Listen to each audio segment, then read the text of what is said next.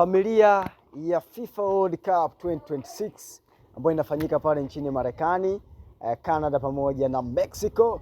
Kesho katika jiji la Texas, USA, katika dimba la Arlington ambalo linachukua watazamaji 95,000. Kutakuwa kuna nusu fainali ya kwanza kutokea kwa wababe wa Ulaya. Na wazungumzia timu ya taifa ya Uhispania pamoja na timu ya taifa ya Ufaransa. Mchezo ambao utapigwa majira ya saa 4 kamili usiku.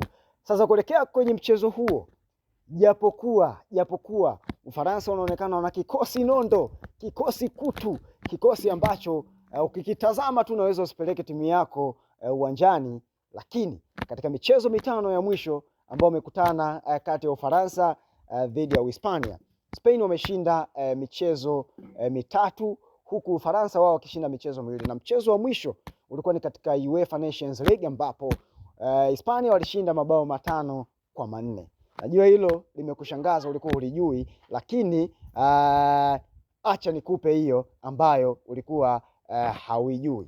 Sasa kwenye kombe la dunia, tokea timu ya taifa ya Hispania wachukue ubingwa mwaka 2010 ambapo kombe hilo lilifanyika pale kwa Madiba nchini Afrika ya Kusini, hawajawahi kuwa na historia nzuri ya kufika katika hatua ya nusu fainali kama ambavyo wamefika mwaka huu.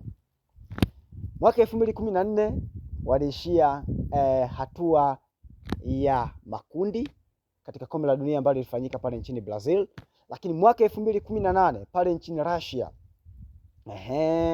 waliweza kutolewa na timu ya taifa ya Russia kwa penati 4-3 wakiishia hatua ya 16 bora.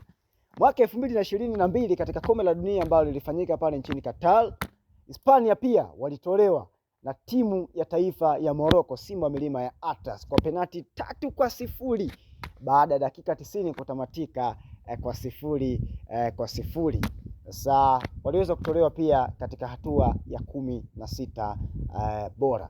Mwaka huu wamejipapatua vya kutosha, mpaka hivi sasa wapo katika hatua ya nusu fainali. Ufaransa wao story yao ni tofauti kidogo, kwa sababu mwaka 2010 waliishia hatua ya makundi. Mwaka 2014 waliishia hatua ya 16 bora, lakini mwaka 2018 walijipapatua na wao wakafika hatua ya fainali na wakaweza kubeba ubingwa, na huo ulikuwa ni ubingwa wa pili baada ya mwaka 1998 kuweza kuchukua ubingwa wa kombe la dunia. Mwaka 2022 timu ya taifa ya Ufaransa pia walifika fainali dhidi ya Argentina. Kama unakumbuka, Kolo Muani, dakika za nyongeza zimebaki sekunde auwe game watu wachukue ubingwa, akapeleka ule mpira kwenye upaja wa Emiliano Martinez ambaye ni mlinda mlango wa timu ya taifa ya Argentina. Unaona bwana, hizo ndio historia fupi za hizi timu ambazo zitakutana hapo kesho. Lakini mpaka hivi sasa tukiangazia statistics, Ufaransa wanaonekana wanatisha sana. Wameruhusu mabao mawili, wameruhusu dhidi ya Senegal kwenye mchezo wa hatua ya makundi, lakini pia wameruhusu dhidi ya Norway.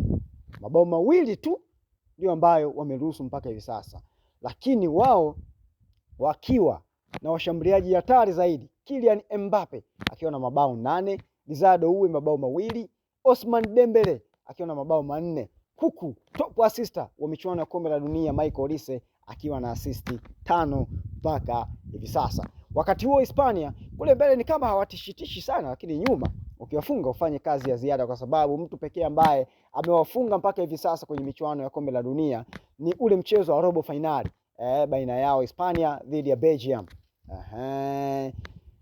Charles Catarella ni ambaye alichafua rekodi ya Hispania ya kutokuruhusu bao kwenye michuano ya kombe la dunia, huku wao Oyarzabal Mikel, mchezaji wa Real Sociedad, ni ambaye ana mabao 4 mpaka hivi sasa, lakini Alex Baina yeye akiwa na mabao 2 mpaka hivi sasa. Lamine Yamal yeye akiwa na bao 1 kutokea.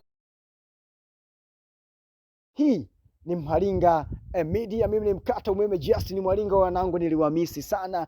Tupo hapa tunaendelea kupiga story mbalimbali za kimichezo. Hakikisha kwamba unanifollow kama hauja follow ile jambo liweze kuwa jambo. Kesho tukutane Texas, Arlington Stadium, Marekani. Mama Willy alitaka atualie